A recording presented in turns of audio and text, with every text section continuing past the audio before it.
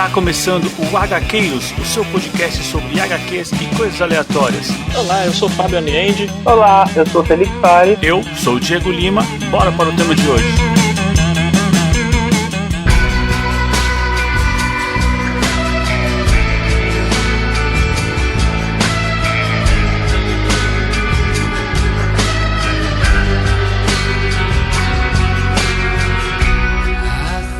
Avante HQueiros, eu sou Diego Lima e eu dei a ele o que muitos mortais são capazes de viver e morrer, hein? O que será que ele deu, hein? A gente vai saber na história, Com certeza. E aqui do meu lado tá ele, Felipe Fares. Olá, pessoal, e hoje não só vamos acompanhar aí o Morpheus, como também vamos acompanhar o Orfeu, né? E uma família da pesada, né? Opa, com certeza. Inclusive com outras aparições aí de outras... Me surpreendeu demais outras, como chama? Encarnações, né? Nossa, nem fala. Da hora. E aqui do meu outro lado tá ele, Fábio Aniende. E aí, pessoal, tudo bem? Eu também estou planejando me declarar um rei algum dia. Opa! Cara, assim, Sandman, New Gamer já mostrou pra gente que você pode. E se você acreditar, tá tudo certo, faz parte. Você é um rei. Bom, e hoje voltamos, né? Mais uma vez, Sandman Volume 6. Que eu não sei se vocês sabem, mas ele é o dono do podcast, né? Ah, cara. A gente criou pra falar de Sandman, não é verdade? Olha, eu vou te falar que assim, quando acabar até o Sandman, a gente vai ter que pegar uma outra reimpressão aí pra ir acompanhando junto, hein? Vai ser duro substituir isso aqui. Acho que o podcast vai ter que acabar com a reimpressão, não sei. Olha, se esse for o sinal, Fábio, eu vou dizer que estamos na metade do caminho. Porque Fábulas e Reflexões, ele é o 6º volume e tem mais 6 pra frente. Estamos na metade do caminho. Pois é. Assim, a história original, na verdade, pra acabar a história original, são mais 4 volumes. Uhum. É que a Panini, pelo jeito da contracapa aqui, ainda vai lançar mais 3 especiais. É, isso aí. Dentro da coleção. Vai ser aí o Noite Sem Fim, o Caçadores de Sonhos e o Prelúdio também. Prelúdio que foi a última história lançada, né? Escrita pelo Neil Gaiman. Então tem um chão ainda, né? Tem um chãozinho, né? Mas olha, já estamos no 6º volume e temos 1 ano e pouco de podcast. Quem sabe, será que mais 1 ano e pouco acaba? Cara, acho que sim, acho que o pessoal tá com uma força aí, velho. Cara, e os lançamentos estão um atrás do outro, né? Que vai que até antes, né? Vai saber. Eu acho que a gente incentivou aí os lançamentos da Panini. Ela não tava programando fazer tão rápido, mas com certeza. A audiência tá pedindo, né? É assim, o povo com certeza, clama, né? O povo clama, exato. Eles escutam aqui e querem o próximo episódio. Mas aí, hoje vamos falar de Fábulas e Reflexões, que me parece um apanhado de histórias do universo de Sandman, que a gente já viu isso meio semelhante no Terra dos Sonhos, né? Volume 3. Eu acho interessante, né? Porque assim, como uma série, né, sequencial como Sandman, né, ele consegue ter tantos one-shots bons e que a gente não sente como sendo um filler, né? Mas simplesmente como sendo uma nova história e, gente, uma incrível história, né? Histórias fechadinhas que valem muito a pena. Na minha opinião, é o melhor de Sandman, são essas historinhas fechadas, é onde mostra a força da série mesmo. E a gente pode ver, né, dando uma olhada, essas edições que compõem esse encadernado foram pegas soltas, assim, no meio da coleção, né, tipo, do 29 ao 31, do 38 ao não sei o que, a 50... Então assim, a gente vê que entre um arquinho e outro, Neil Gaiman foi povoando com isso. E assim, povoando com histórias curtas, mas algumas delas vão dando um gancho para histórias maiores no futuro, né? Eu achei isso bem interessante, né, Fábio? Ou ele dá o gancho, ou ele se utiliza de um gancho, né? Comecei a reparar isso já também, né? Sim, ele aproveita um gancho lá atrás para fazer mais alguma coisinha, né? Mas eu acho que esses one-shots, eles mostram como o universo de Sandman, ele é uma coisa só na cabeça do Neil Gaiman. Então ele tem o controle de apresentar personagens novos, tudo inédito, mas a gente sente que é uma única coisa, é tudo unificado. Nossa, né? Totalmente, cara, totalmente. Não tem essa ideia, como o Felipe falou, de filler e tal. Você não tá sendo enganado em Sandman. Você só tá entrando no universo. Você vê como novas histórias, né? Uhum. E aí eu vou fazer um comentário, né? Porque de uns 2 anos pra cá começaram a sair umas outras histórias, né? Que são o universo de Sandman, né? Que não são histórias, acredito eu que sejam canônicas, tá? Porque a própria DC que tá lançando e o Neil Gaiman dá o aval e acho que até edita as histórias. Não sei se faz uma edição de fato, mas acho que ele tem alguma participação aí, deve ler os roteiros, sei lá. Mas não são histórias escritas por ele, né? Então, assim, eu até admito que eu tô comprando, mas não li nenhum e... sei lá, tenho um certo medinho. Cara, eu acho também, eu acho que assim, é complicado a gente falar isso, mas uma obra que, cara, eu acho que é uma obra que às vezes, será que se mexer muito atrapalha, né? Sei lá, mas tem um spin-off que eu tô louco pra Panini lançar e eu torço muito pra lançarem esse spin-off quando acabar essa reedição do Sandman, que é o Lucifer do Mike Carey. Que foram outras 75 edições com o personagem do Lucifer do Neil Gaiman. E eu li algumas coisas e é muito bom. Então isso eu espero que saia. Vão ser mais 11 encadernados. Caramba, cara. Se vem do Sandman, desse mundo, né? A gente já sabe que vem coisa boa, né? Lógico que dá esse certo medo que o Fábio falou aí, porque não é o Neil Gaiman escrevendo, mas se tem um aval dele, a gente tem que dar um crédito e pelo menos... e conhecer, né, qual é o conteúdo. Desculpa, gente, eu me perdi aqui. Quando o Fábio falou 11 encadernados, tá? Eu já pensei como que eu vou colocar isso na minha estante já. Esse é um problema. Você dá um jeitinho, cara. Tá feio, velho, tá feio. Daqui a pouco você... Sua cama é box, não é? Opa! Então, cara, levanta aquilo e joga lá dentro, velho. Tem umas toalhas lá que a gente já pode arrancar, né? Pra que toalha? A gente só usa duas, né? Exato. É uma que tá lavando e a outra que tá usando, né? Muito bom. Mas e aí, gente? E aí, vamos lá então entrar no reino do sonhar e conhecer essas fábulas e reflexões aí que o Neil Gaiman tem pra apresentar pra gente? Bora lá!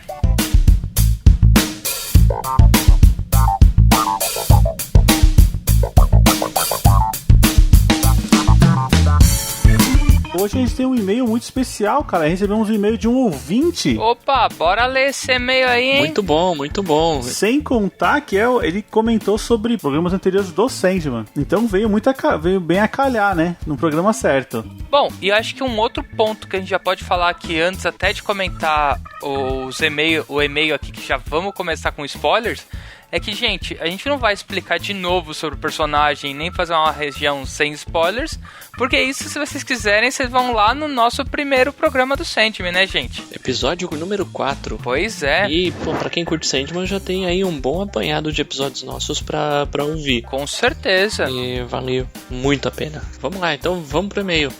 O e-mail que enviou foi o Maxwell Costa. Bom, vamos pra leitura. Olá, fui apresentado ao programa de vocês em um grupo no Facebook sobre Sandman. Já ouvi os programas relacionados à série e devo dizer que ficaram muito bons.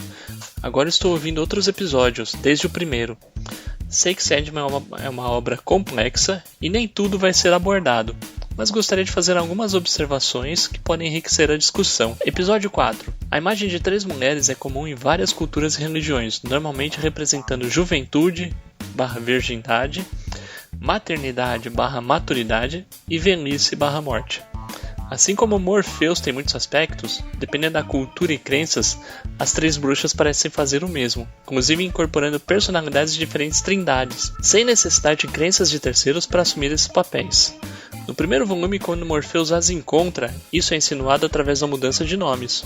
Elas são inspiradas em Cynthia, Mildred e Mordred, as anfitriãs da revista Witching Hour, revista de terror da DC, mas também se denominam como Cloto, Láquesis, Atropos, são as moiras, ou cinzentas que aparecem em Estação das Brumas, Tisífone, Megera e Alecto são as eríneas, ou fúrias ou bondosas, Morrigan, uma deusa 3 em 1, Melet, Mnenem e Aoide, em Calliope, são as musas originais. Caramba, vamos fazer alguns comentários sobre esse episódio 4? O que vocês acham? Depois eu continuo a leitura? Não, acho que é uma boa, Não, Maxwell, muito interessante seus pontos. Realmente, acho que essa tríplice, né, essa trinca é uma parte muito importante, muito interessante aí da mística, né? Posso dizer até tanto da mitologia do Sandman quanto da nossa própria mitologia, né, em si. Cara, e o Maxwell foi bem fundo aqui nos comentários. Foi mesmo, muito cheio bacana. de detalhes. Assim, eu já tinha ouvido falar em moiras ou até fúrias,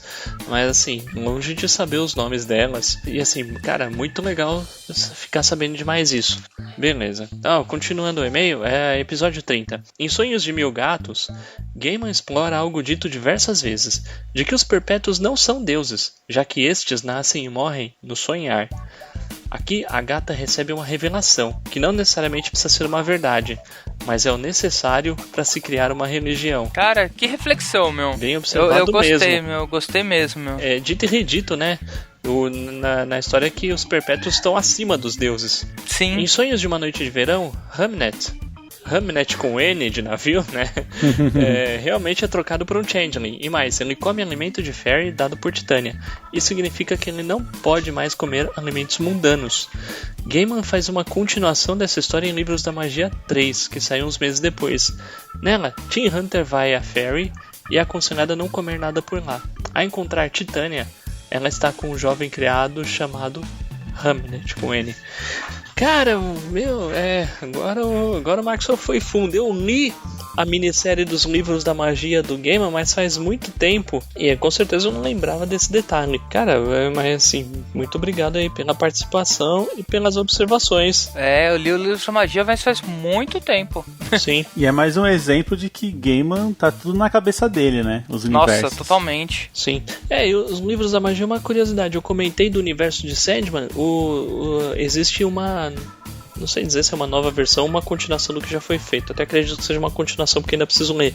Mas o Livros da Magia é um dos títulos spin-off desse universo de Sandman. Ah, que legal, hein? Agora dá mais vontade ainda de conhecer, né? E aí, vai uma curiosidade, né? Tem o Teen Hunter, rolou um processo do Neil Gaiman em cima aí de uma tal de J.K. Rowling afirmando que o Harry Potter é uma cópia do Teen Hunter, né? E assim, de repente o Neil Gaiman simplesmente retirou o processo, né? Então, acho que correu algum por baixo disso aí.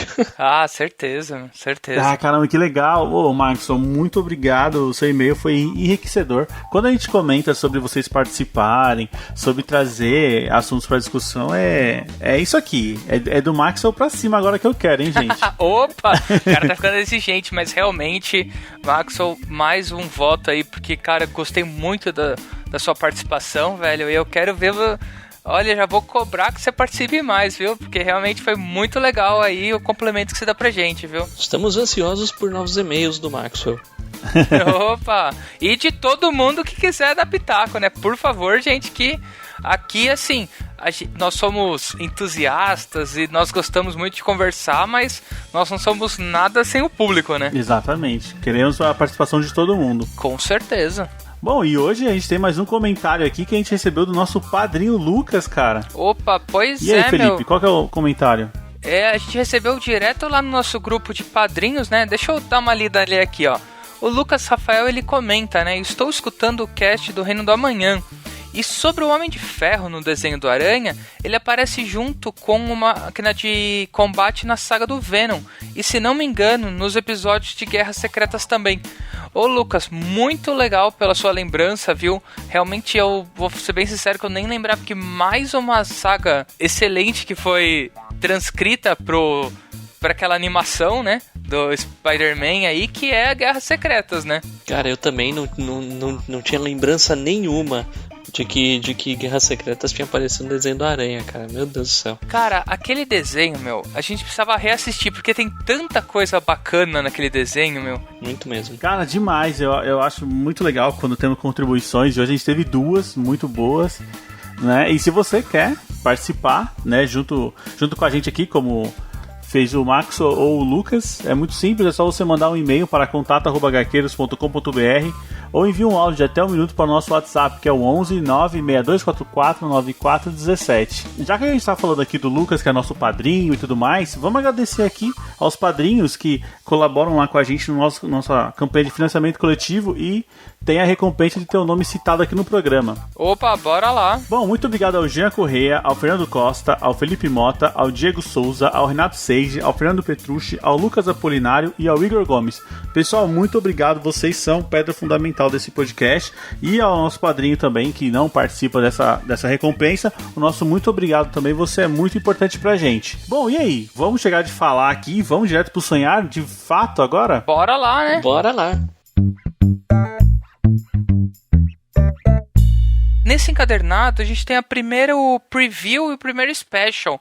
Eles já não são na tiragem normal, né? Não entra nas numeradas, né? Assim, eles não entram nas numeradas, mas o special foi lançado enquanto tava saindo as histórias do Sandman.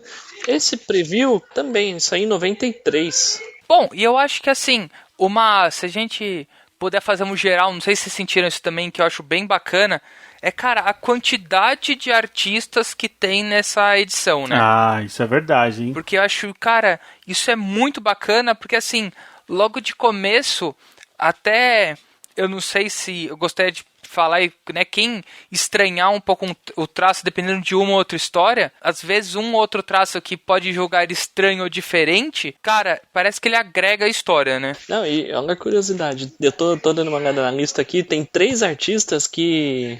Bom, na verdade, vários desses artistas foram lançados e relançados no Brasil, né? Mas tem 3 que a Pipoca e Nanquim lança trabalhos deles aqui, velho. Nossa, não, Fábio... Assim, cara, não só essa história, mas assim, o Craig Russell, pra mim, cara, quando eu vi o nome dele, eu falei, mano, eu já quero chegar na história dele, né, cara? Não, eu adoro demais. o traço do cara, meu. Meu, o cara é muito bom. Além do Craig Russell, tem a nossa queridinha também, né, a Jill Thompson. Opa, outra também. Que já participava do Sandman antes, né, já tinha participação em outros episódios. E também tem o Kent Williams, que tá no Blood, uma história de sangue, uma história de vampiros, escrita pelo J.M. DeMatteis.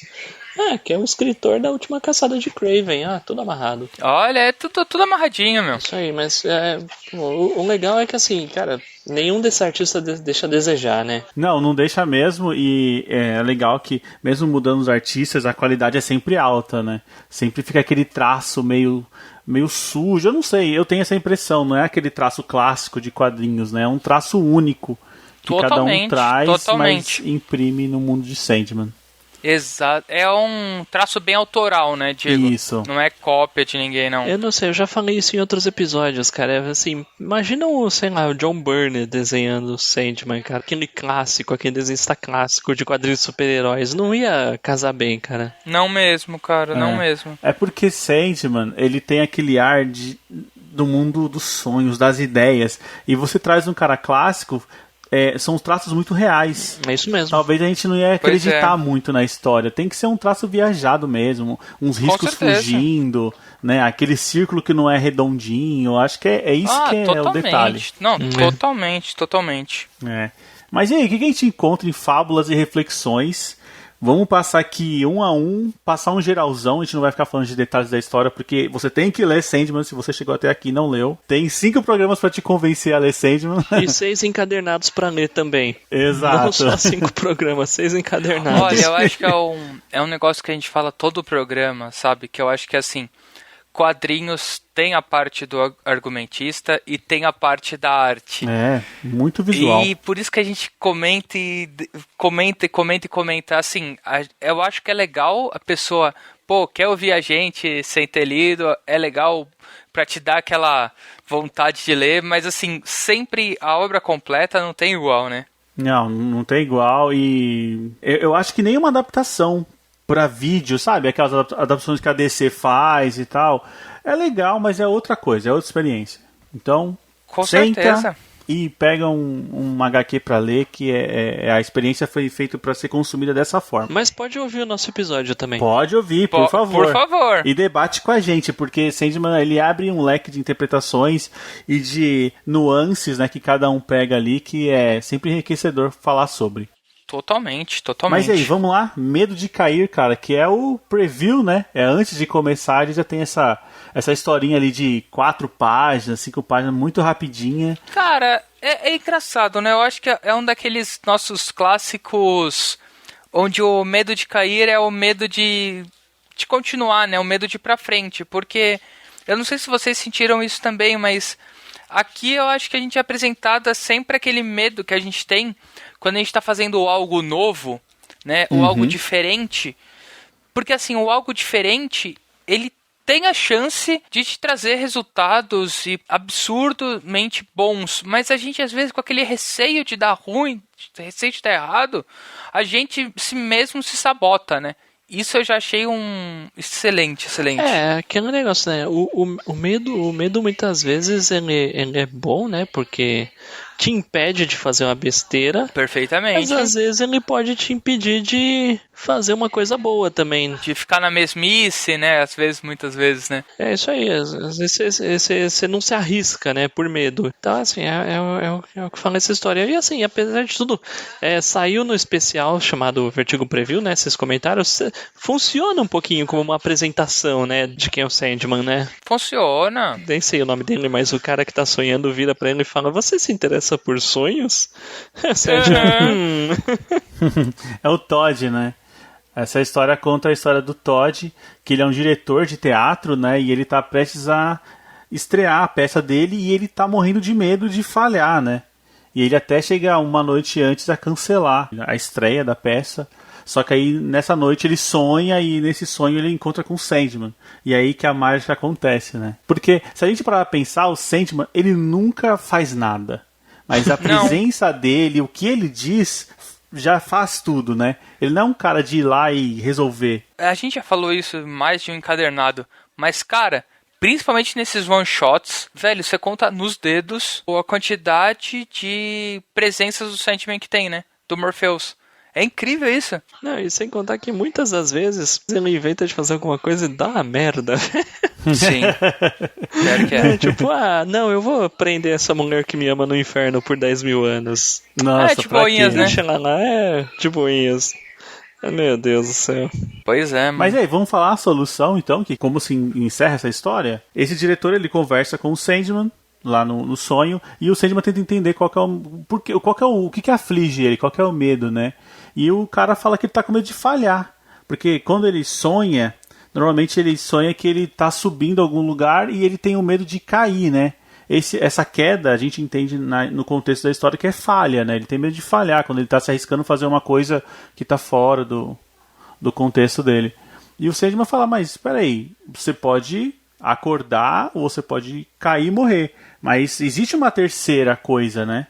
Sim. Existe um terceiro caminho. E é essa dúvida que o cara acorda pensando, pô, existe um terceiro caminho. E aí ele chega decidido a fazer a peça porque ele encontrou um terceiro caminho, né? Não, e é interessante que eu acho que aí, né, Diego, eu acho que a gente pode ver, pelo menos novamente, eu vejo muito como você tem 3 hipóteses, né? Ele pensa, ok, no se manter vivo, que é você continuar onde você tá, o morrer, que é a decepção, é a falha, só que assim, ele não olha o voar, né? Que o voar no sonho dele, só que assim, é prosperar, né? É a peça dele dar certo, né? Então assim, a gente começa a ver, antes do sonho, a gente começa a ver ele mesmo tá querendo se boicotar, né? E cara, essa é a coisa mais comum que tem. Eu posso falar por mim mesmo, que eu já identifiquei isso em mim já tem muito tempo. Eu sofro da síndrome do impostor, assim, muito fudido. Mano, demais, sabe, cara? Demais. Eu acho que, assim, eu ainda acho que existem 2 tipos de pessoas nesse mundo. Existem as que sofrem da síndrome do impostor e existem aquelas, assim, que, cara, se acham as melhores pessoas do mundo. E, velho, parece que não existe meio termo. Sabe? Eu, particularmente, eu gosto de trabalhar com as pessoas que são do meu nível, que é quem sofre da síndrome do impostor. Sempre se colocando pra baixo, porque, cara, são aquelas pessoas que fazem o trabalho delas, ok. Pelo menos esse pessoal é humilde, né? Cara, tem aquelas lá que se acham demais, que não, eu sou absurdamente bom, não, sem eu não existirá nada. Steve Jobs passou na minha casa, fui eu que dei a ideia do i pra ele. iPhone, iPod, só existe porque eu existi. Mas o Sandman tá aí, ó, ele tá dando uma lição pra gente também. Pois é, cara. Tá certo, a síndrome do impostor, a gente se reconhece que a gente não se acha tão bom quanto muitas vezes as pessoas acham que a gente é.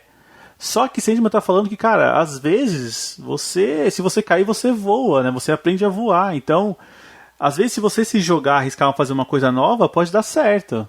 Com certeza. E outra coisa, né, assim, não se preocupar tanto e viver, né? Não ficar se preocupando com o que vai acontecer e seguir sua vida, né? Fazer as coisas que você precisa, né? Assim, de novo, né? Ter medo é bom, mas de uma forma controlada, né? Não deixar o medo te dominar. Eu sei de gente que tem medo de tudo, pô. Mas eu tenho um exemplo aqui, já que todo mundo tá se identificando aí com a síndrome do impostor. Há 1 ano e pouco atrás, você pensaria em fazer um podcast, colocar sua opinião na internet. Você achava que não era capaz de fazer isso, e estamos aqui fazendo. Pois é, há 1 ano e meio estávamos eu e o Fábio falando: Diego, você é louco.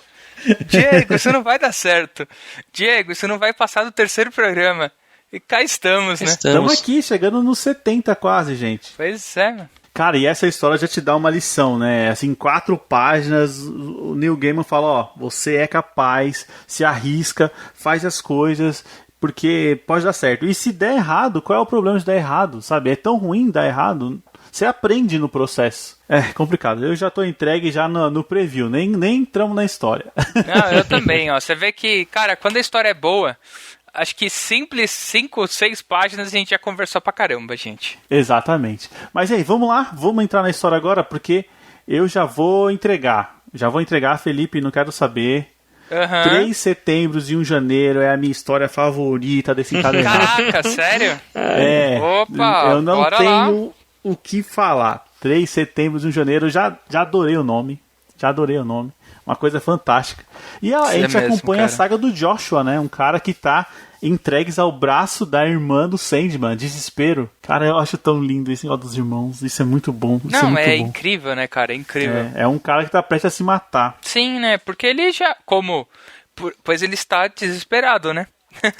Exato. Ele fala que é um empreendedor falido e tal. E ele tá ali querendo se matar. E aí, a Desespero... A gente já viu em outras histórias, ela tem esse negócio de fazer jogos, né? E aí ela chama o Sandman e fala, quero fazer um jogo com você aqui. Tipo, não é muito cruel? É muito cruel, ela vai brincar com a vida de um mortal, que pra ela é só um mortal, né? Só. Pra ela é tipo uma formiga, né? E ela fala, olha, ele tá aqui no meu reino do desespero, a Delírio e a Desejo também vão entrar nesse desafio, e eu quero que você... Sandman também entre nesse desafio aqui. Não, e o modo dela dizer é isso. Você não quer entrar nesse desafio porque você não se importa com ele. Meu, ela que tá zoando o cara, meu. Sem contar que ela dá uma provocação, fala que é por conta do irmão, né? É por conta do nosso irmão que você não quer entrar e tal. E esse é um assunto que a gente não abordou ainda. Na verdade, a história não chegou nesse pedaço, né? Só então. é mencionado lá e cá que tem um irmão perdido, né? Exatamente. E agora a gente sabe que o Sandman, ele carrega uma culpa por esse irmão aí. Que eu não conheço, não sei, quero conhecer com os nossos ouvintes aqui. Eu também, Diego. Caramba, o que deixa o Sandman paralisado? Meu Deus. Já foi dito que são 7 perpétuos, né? Sim. Mas só apareceram 6, né? Tem um perdido aí. Tem um perdido que a gente desconfia que o nome dele deve começar com a letra D, né? Porque igual todos os outros, né? Óbvio. Verdade. Mas vocês não perceberam? Esse irmão aparece nesse encadernado. Eita, então ele aparece, mas eu não sei o nome dele. Não, sim, esse ainda não. Ele aparece na história do Orfeu, não aparece? Do Orfeu, ele tá lá. Isso, então. Na hora que eu vi, eu falei, esse aqui é um desgranhento, essa história vai me contar, mas não contou. A gente vai chegar lá, Você que droga! Não pode acabar. Mas tudo bem. Não, mas enfim, o Sandman resolve ajudá-lo, né? O Sandman decide aceitar o desafio e faz o Joshua sonhar. E aí, nesse sonho, ele tenta entender quais são as motivações, o que move o Joshua. E ele fala, cara, você, a partir de hoje, vai ser um rei. Ele deu um reino pro cara. E o cara, ele se proclama primeiro imperador dos Estados Unidos. Norton I. Norton I. E aqui vai a... Mas aqui vai a revelação, né? Isso é baseado em uma história real. Norton I existiu. Caramba, sério? Caramba, que da hora. Bota na Wikipedia aí que aparece. Tem até onde ele tá enterrado e tal.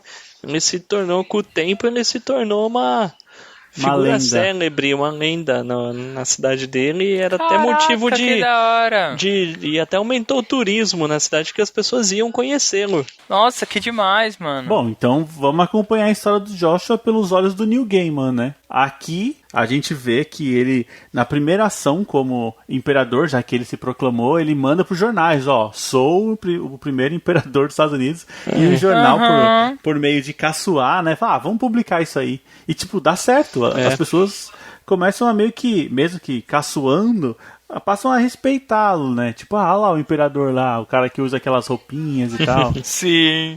Meu, mas eu não sei, eu acho tão bonita a parte que ele tá conversando com o Sandman e a Desespero fala assim pro sonho, os sonhos não são nada. E o Sandman, cara, sem sonhos não tem desespero. Nossa, cara, isso daí foi muito bonito, mano. E aí ele fala, então eu vou te dar um sonho. É isso que ele dá um sonho pro Norton. E assim, com um sonho ele passa a ter um motivo pra viver, né? É um objetivo de vida, né? É um objetivo de vida. Bacana, meu. Parando pra pensar, toda cidade, assim, quem mora em cidades pequenas, isso existe muito. Sempre tem aquele cara que é considerado louco, que anda pela rua, sempre tem essas figuras, assim. E, sim. cara, essas pessoas, elas realmente acreditam no que elas estão vivendo, né? E eu não sei, eu vi muita representação nisso aí. Totalmente. Aqui na cidade onde eu moro tem um cara que fala que o Silvio Santos deve dinheiro pra ele faz 20 anos. Opa! E tipo, tá tudo bem, todo mundo acredita e tal, mas... Meu Deus. Acho que ele teve uma conversa com o Sandman também. E aí tem aí, acho que um jornalista, escritor, que leva o Joshua pra almoçar. Esse cara é o Mark Twain. Ele foi indicado o tecelão de contos da cidade do país, né? Porque ele tá com as figuras célebres. A gente tem que pontuar aqui, porque essa história ela passa em 3 setembros e 1 janeiro. E nesse 1º setembro é quando o Sandman ele dá o sonho pro Joshua, e aí ele se proclama lá o rei, né, o imperador. No 2º setembro é quando a gente tem o encontro do Joshua com a ação da Delirium, né? Porque o Sandman tá no bar junto com a Delirium, e a Delirium, ela meio que representa a loucura. Ela fala, cara, esse cara é normal, né? Assim, sim. Ele, assim, ela fala, a loucura dele o mantém são. E o Sandman responde, mas você acha que ele é o único? Tipo, todo mundo tem um pouco de loucura que o mantém com o pé no chão, né? Não, e eu acho isso interessante, né, Diego, que você comentou, porque assim, até aonde você tem um objetivo seu próprio, cara. Você não precisa compartilhar com a sociedade, sabe, cara?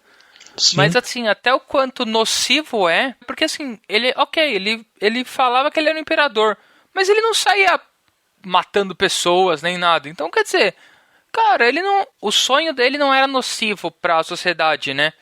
E aí, sabe, assim, não serviu pra ele viver bem, viver longe do desespero?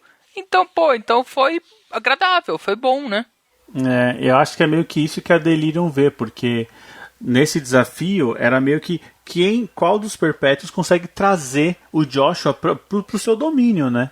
E a Delirium fala, cara, na loucura ele não cabe. Esse é um cara muito são, ele sabe o que ele faz. Então ela meio que sai do jogo, né? Aí no 3º setembro, a gente tem um encontro do Joshua com a Desejo, que ela usa uns artifícios pra tentar trazer ele pro lado do desejo, né? Do reino do desejo, que é oferecer mulheres pra ele. Fala, pô, como é que o imperador não tem uma imperatriz? Nessa parte, né? Nesse setembro, a gente vê que o povo entrou na brincadeira, né? Tipo, eles falam assim, você é o imperador Norton, não sei o quê.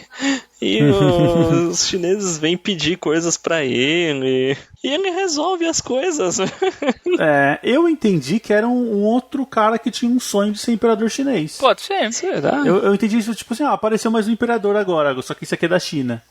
E os dois se conversam e tal. Foi isso que eu entendi, sabe? Não sei.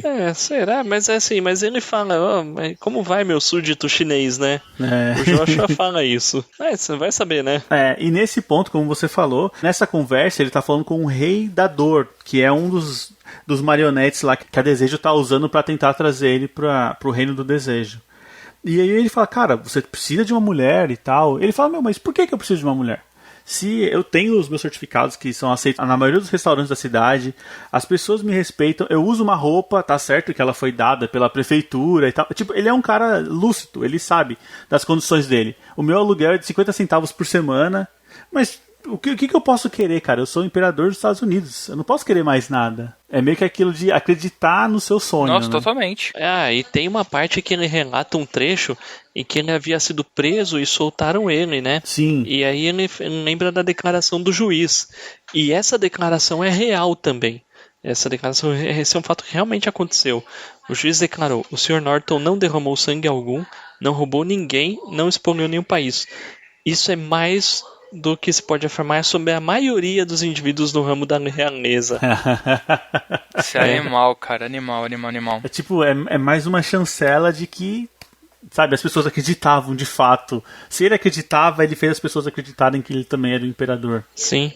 Ele fala: eu estou na minha cidade, no meu país. Aqui me tratam bem, eu não quero nada. Meu, nossa senhora. E aí, quando o rei da dor ele vê que o Joshua não quer mulher nenhuma, ele volta pra falar com a Desejo, e a Desejo fica putaça. Ela fala, ela conversa com o Sandman, o que você fez? É impossível, eu sei que ele quer uma mulher, por que ele não quis, né? Aí o Sandman fala, ele tem a sua dignidade, né? Afinal, ele é o imperador dos Estados Unidos. Não, isso é muito legal, né? Que, de novo, a gente é apresentado, assim, como que essa loucura, entre aspas, né? Essa viagem que ele tem, tá deixando ele é íntegro, né? De todas as outras partes, né? Totalmente. E aqui a Desejo também sai do jogo, né? Se a Delirium já viu que a loucura não cabia, se o Reino do Desejo não conseguiu atrair ele, só quem tá no jogo é Desespero e o Sandman, né? Que é o Reino dos Sonhos. Antes disso, a gente vê que Desejo é um ser bem vingativo, né? Um ser bem raivoso, digamos assim, né? Sim. E ele faz um juramento. É um juramento de vingança pra cima do sonho. Que vai pegar o Sandman na curva, né? Promete pegar o Sandman na curva. Nossa, mano. E isso pode refletir nas histórias futuras, né? Ele fala assim, eu farei com que derrame sangue da família. Farei com que as bondosas caiam sobre sua cabeça um dia. Pois é. Nossa, lá vem. E aí chega o nosso fatídico janeiro, já passamos de 3 de setembro, janeiro de 1880, Joshua morre, né, e aparentemente de ataque do coração. Ou seja, ele viveu uma vida plena e sem desespero, né? Ele viveu, e quem ganha o desafio é o Sandman, né, que conseguiu deixar ele no reino dos sonhos o tempo inteiro, a vida inteira. No final o Sandman ainda presenteia Desespero com uma estatueta do Joshua que é vendida pela cidade. O cara é um monumento. Tipo um souvenir, né? Olha souvenir. Aí, ó. Nossa, cara, demais. E aí a gente tem a participação da nossa linda Morte, né? Perfeita. Ela é a última que todo mundo encontra. E o Joshua não poderia ser diferente. Ela encontra ele, faz brincadeiras e tal. E ele fala, né? Eu sempre quis saber, né? O que existe além da vida. E ela responde, todo mundo se pergunta isso, mas cedo ou tarde eles descobrem. Tipo, caramba, velho. E aí a gente tem os dados, né, do final da história. Joshua foi enterrado no domingo, 10 mil pessoas compareceram à visitação do seu caixão. Nossa, bonito, cara. E a fila do seu cortejo estendeu por 3 quilômetros. Joshua foi o primeiro e último imperador dos Estados Unidos. E seu enterro foi marcado por um eclipse do sol. O cara era diferente, né? O cara era diferente. Cara. Cara, essa história é de acreditar no seu sonho, de você ser você mesmo. Sim. E que, cara, tá no braço do desespero, talvez só um sonho te salve dali, né? Talvez um motivo, né? Se você tiver um motivo. Uma razão, né? Assim, o que essa história nos ensina é que desses perpétuos aí só dá pra confiar no sonho e na morte. É verdade. Né?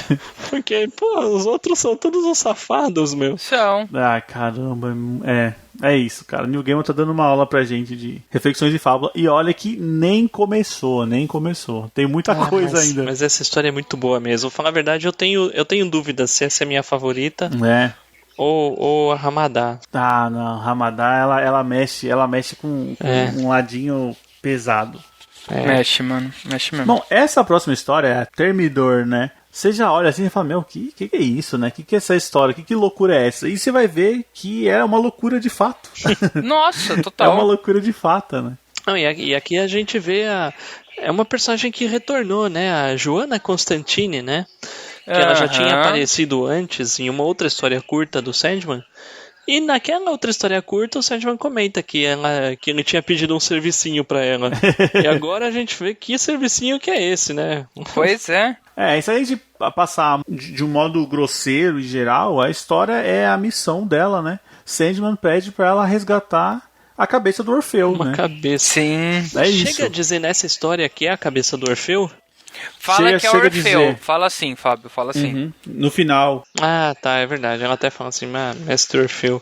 Cara, é bizarro, né, cara? Tipo, ela tá lá com a Totalmente cabeça, bizarro. tirando do saco, de repente a cabeça começa a falar. Não, e acho que aí a gente é apresentado também a família Constantine, né? Que sempre teve problemas, né? Com certeza. E sei lá, é estranho porque essa história se passa durante a Revolução Francesa, né? E muitas cabeças eram cortadas nessa Muitas. época, né? Pois é. Eu acho que até é comum as pessoas andar com cabeça na rua, né? Sim. Num saco. Ah, cortou 3 ali, eu peguei uma e tá tudo bem. Beleza, é um souvenir, né, digamos assim. Que coisa. Exato. Vocês querem passar pelos detalhes dessa história? Porque eu acho que muita coisa dessa história, ela fica muito na experiência visual, né? Eu também acho, Sim. eu acho que é uma jornada. Eu acho que é uma jornada, mas assim, é uma jornada que é bacana a leitura, né? Só uma coisa que vale a gente falar é que Termidor é o nome do mês, porque nessa história a gente descobre que tem um aristocrata lá francês que está fundando uma nova religião baseada na razão e tudo mais, e ele está removendo tudo que é relacionado a nome de santo ou que tem uma referência a outras crenças. Que legal. Então ele mudou o nome do mês. Era junho, né? Ele mudou para Termidor. Cara, que absurdo, né, E mano? esse cara é o Robespierre, né? Tá fazendo isso? Eu acho que é isso aí mesmo. Meu, e assim, eu tô passando por umas imagens bem bizarras aqui nessa história.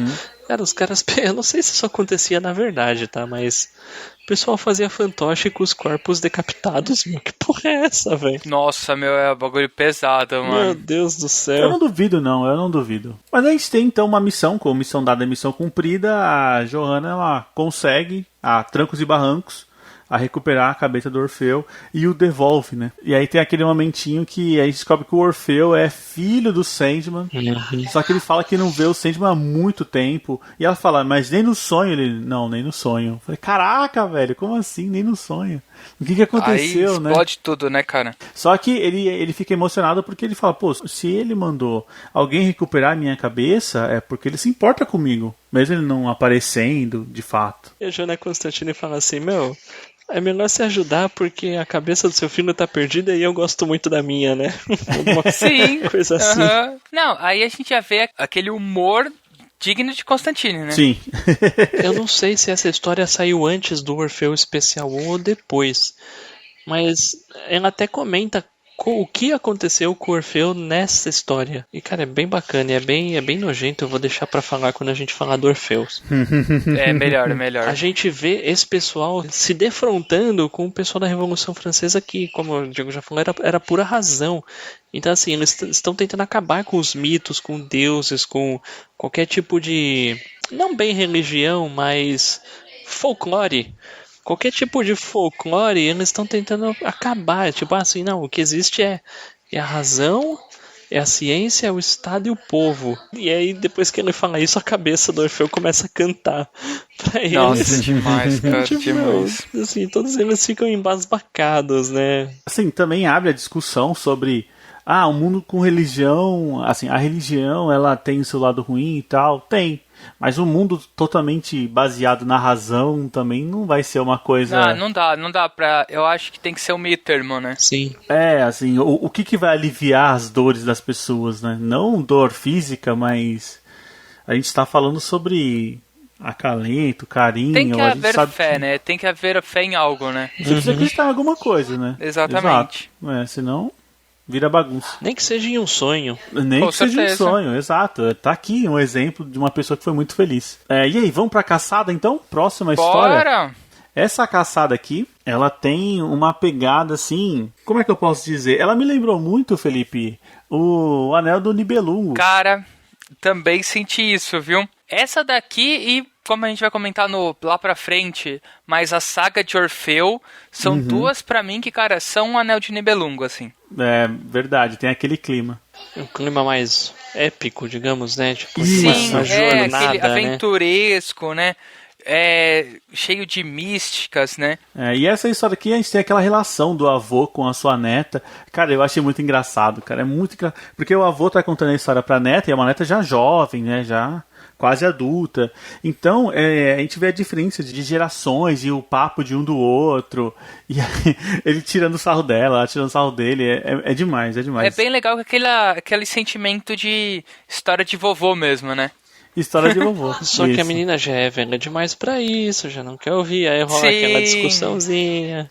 Mas no fim ele conta a história dele, né? Ela só quer saber de televisão, de MTV, né? Se desse pra atualizar a história, ao invés de ficar na televisão, ela ia ficar no celular, né? Certeza, assim. certeza. Bom, aqui ele conta a história de um povo que vivia na floresta e era um pai e um filho que eles caçavam para sobreviver e tal, até que um dia o menino encontra uma senhora na floresta, e essa senhora é tipo uma cigana, né? Que Sim. anda com um saco nas costas cheio de bugigangas, como eles chamam. E que bugigangas que ela tem lá dentro, né? Ela tem um monte de coisa, tem até aquele coração. Esse coração ele já apareceu em outra história, não apareceu? O coração, assim, Koschei, acho que, se não me engano, faz parte de uma lenda russa. Mas agora o coração, assim, a hora que eu vi, eu pensei naquela história da tribo que o velho contava pro jovem. Sim. Acho que era isso, né? E quando contava a história da nada. Talvez seja. Eu também não tenho certeza, mas eu fiquei com a impressão de ter visto esse coração em alguma história. Agora, na hora, não lembro. Na Casa de Bonecas tinha o coração no Reino do Desejo. Não sei se também fosse isso. Pode ser. Bom, mas aqui a nossa história, ela passa pelo... Como é que a gente pode falar? O desejo e a missão que o rapaz sente quando ele ganha um presente da senhora cigana, É né? engraçado que isso é bem... Como você comentou do Anel de Nibelungo, né, Diego? Isso daqui é bem clássico de mitologia, né? Assim, a jornada dele vira encontrar a mulher presente no colar, e ele vai passar a vida inteira dele tentando isso, né? Exato. Que é assim, ele vive na floresta e a mulher que tá no colar, ele descobre que ela é a filha do Duque. Então ele tem que transpor todas essas barreiras aí pra entrar lá na casa do Duque, conhecer a mulher, porque é o desejo dele, ele quer a mulher. Não, e ele vai passando por tudo, inclusive, né, como até o Fábio comentou de folclore russo, né? Ele encontra a Baba Yaga, né? A Baba Yaga. Verdade. Só que assim, uma dessas coisas que ele pegou da mulher é um livro, né? É um livro do bibliotecário do Sandman. Eu esqueci o nome dele. Lucian. Boa. Que é o que aparece na história, né? Ele tá louco porque perdeu um livro. Imagina, né? O que o Sandman vai fazer com ele, né? E ele tenta negociar, né? Ele dá ouro pro menino. Ele fala, mas o que você quer? Qual é o seu preço? O menino fala, o meu preço é a garota. É a garota. Eu quero a garota. E ele fala, mas eu não posso te dar a garota. Até que, né, chega um momento onde o Lucian se vê coagido. Ele fala, ó, vou te levar pro sonhar. A gente dá um jeito lá, o meu chefe não vai ver você. Só que na hora que eles chegam no sonhar, o Sandman tá lá. Fala, eu não sabia que você estava trazendo garotos pra cá agora. Né? E aí ele tem que contar a verdade pro Sandman, perdi seu livro e tal, mas o preço do garoto é ver a filha do Duque. E aí o Sandman vai lá, faz a magiquinha dele, eles aparecem dentro do quarto da menina. Um detalhe que a gente não... que eu já contei tudo aqui, tô tentando passar por cima, mas tem um detalhe que nessa busca do garoto, ele encontra uma outra tribo, né? De pessoas que viviam na floresta. Que ele tava caçando um cervo, só que ele tava com a bolsa cheia de coisas. E aí, nessa corrida, passa uma garota por ele e pega o cervo na frente dele. Sim. É uma outra tribo de pessoas semelhantes a ele, né? Isso, semelhantes a ele, exatamente. Ele até fica amigo e tal. E aí, seguindo, né, na história, ele vai lá, tá no quarto da duquesa, né? Duquesa, será que a filha do Duque é duquesa? Acho que é, né? A mulher dele, não sei. Ele vai de encontro a ela e a gente fica meio assim, caramba, mas como assim? Ele fala que tanto o preço dele é a garota que ele vai tomar a força a garota? Como assim? Que história é essa? Né? E aí a gente descobre que não, ele só queria entregar de volta o colar da menina. E aí ele pede pro Sandman pra ir embora, né? Exato, e o Sandman entende que tem desejos que não devem ser concebidos, né? Sim. Não é bem o Sandman que entende isso, né? É o jovem, né? Ah, tá. Mas o Sandman, ele fala que ele volta pro sonhar e ele começa a refletir sobre isso. Sim. Né? Ele fala, entendo que tem coisas que não devem ser feitas, né? Até porque seria um crime, sei lá. Sim. O que eu imaginei é que, assim, a jornada dele tinha sido tão incrível que, tipo, assim, acho que ele já meio que já não se interessava tanto pelo objetivo mais, né? Pois tipo, acho que a jornada tinha mudado ele um pouco. Acho que essa é a palavra. A jornada, ele cresceu, né, com a jornada. É isso aí. E aí mostra que ele despertou, ele despertou na floresta, né? E aí ele, né, dá a entender, né, que assim, ele já virou um antropomorfo, né? Virou um lobisomem, né? E aí ele reconhece uma outra loba e dá a entender que é aquela caçadora, né? A menina que conseguiu caçar na frente dele, A história vinha dando pistas, né, de que se tratava de um povo meio lobisomem, né, meio licântropo. Místico, né? Sim.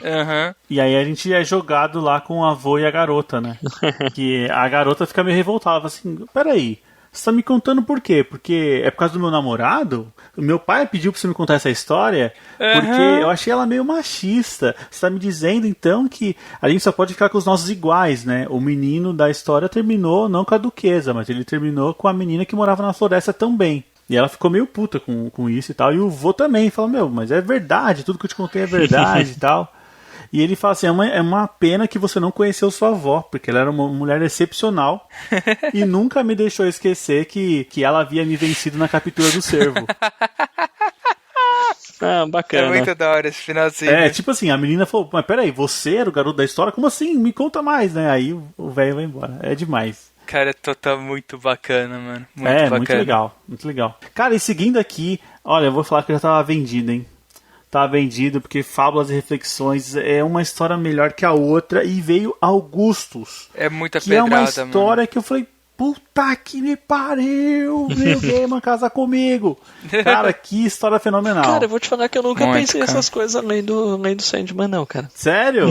Eu penso toda vez que eu viro uma página, eu falo, meu Deus, meu Gaiman, não deixa eu te encontrar na minha frente. Cara, eu acho que ele é todo esquisitão, tipo, altão, magrelo. Sei lá, acho que ele é tipo Sandman. Britânico Way of Life, né? Pois é, né? Deve fumar pra caramba, sei lá. Mas ele já ensinou a gente que a parte física não importa, né, cara? Não importa. Com certeza uma conversa com ele é muito mais interessante que uma conversa com o Brad Pitt. Tenho certeza disso. Isso com certeza. Com certeza. Com certeza. Né? Mas aí, vamos lá, Augustus, o imperador de Roma, cara. Vamos lá. E aí, vamos passar por cima dessa história aqui? Caio Augusto não sei o que, velho. Os nomes gigantes, como sempre. Ele chama lá seu parceiro anão porque ele quer dar uma volta pela cidade dele, por Roma. Só que ele não pode, né? Ele é imperador. Então, eles se enchem de pústulas, eles se disfarçam, assim, faz parecer bem mendigo leproso mesmo. E aí eles vão passeando, vão vendo as coisas, vão andando eles pela cidade. Passam um dia no mercado, Passam um dia né? no mercado, Que seria, né, o centro da cidade, né? Cara, e essa história ela se desenvolve essencialmente por diálogos, né? Os dois numa escada conversando sobre visões de mundo, né? Sobre totalmente. O Lysius, que é um anão, ele fala que não acredita em Deus. Ele fala como o povo vê o imperador, né? O imperador Augustus. E o imperador Augustus, ele dá também os pontos de vista de um imperador. Eu achei muito sutil essa história. E também fala um pouco do relacionamento que ele tinha com o tio dele, que era o César. Era o César antes dele, né? Que era, se não me engano, era o Júlio César, né? Júlio César, isso mesmo. Só uma fala que eu acho que é meio que síntese, é que o Lysius, o anão, ele fala, eu não acredito em Deus. E o Augustus, olha, você sabe que quando eu morrer, eu vou virar um deus, porque é isso que os imperadores fazem, né? Então eu acredito em Deus, eu acredito. E aí o Lysius, ele fala assim, olha, você sabe que você tem uma boa aprovação do nosso povo e tudo mais, porque se não fosse você, teríamos o caos em Roma. Aí ele fala, justamente esse caos em Roma é o aval que me dá para eu fazer o que eu quiser. Sim. Porque sou eu ou o caos, né? E ninguém quer o caos, né? É engraçado isso, assim, né? É um cara que ele tem consciência do seu poder, né? Assim, o Augusto, ele tem consciência do seu poder. Só que ele tem um problema, porque ele não consegue dormir à noite. Ele sempre acorda gritando, né? Ou seja, existe alguma coisa que assusta Augustus. Que assombra ele, sabe, né? Assombra, é muito interessante, exato. cara. Ele revela ter conhecimento sobre o Sete, né? Ele fala assim, existem seres que são superiores até mesmo aos deuses, né? Ele até fala, são os Sete. E ninguém reza pra eles. Então, assim, ele tem um certo conhecimento das coisas, de como é o verdadeiro mundo. Até por isso que ele acredita em deuses, né? É isso aí. Bom, e aí, então, a gente tem toda essa conversa que vale muito a pena. Você vê os diálogos da visão do povo, a visão do imperador. O Augusto chega a comentar, quando eu for Deus, eu não vou mais sentir medo. Eu acho que ele não vê a hora, né? Ele não vê a hora de não sentir medo. E aí a gente é jogado ao sonho, né? Que o Augusto teve, onde ele encontrou o Sandman. E aí a gente vai saber o motivo, o porquê que o imperador está passando um dia como mendigo num mercado na Roma antiga. O Sandman fala que, Augusto, eu sei que você tem seus planos, só que como você é um imperador de Roma, todos os deuses estão de olho em você.